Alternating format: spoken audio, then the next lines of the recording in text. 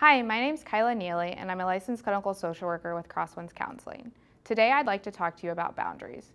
I'll define what boundaries are, give some maybe examples of when it's appropriate to set boundaries, and then also give some examples of what those boundaries can look like. So the definition of boundaries is essentially just rules we set with ourselves on how we're going to interact with people.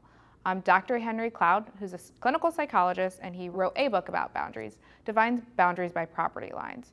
So he says that if you can imagine a property line, it helps us identify who's in control, what choices that person has to make, and who's responsible for those choices.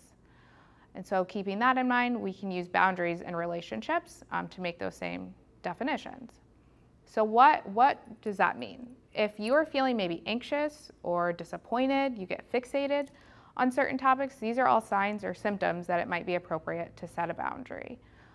We can set boundaries with ourselves, we can set boundaries in relationships, and we can also set boundaries in the work environment in order to avoid things like burnout. Some examples of that would be a boundary with yourself could simply just be, I'm going to be kind to myself. I'm not going to use negative self-talk. So instead of saying things like I'm worthless, I'm selfish, I hate my body, we could use kind words that just, say, I will be nice to myself, or I will be kind to myself.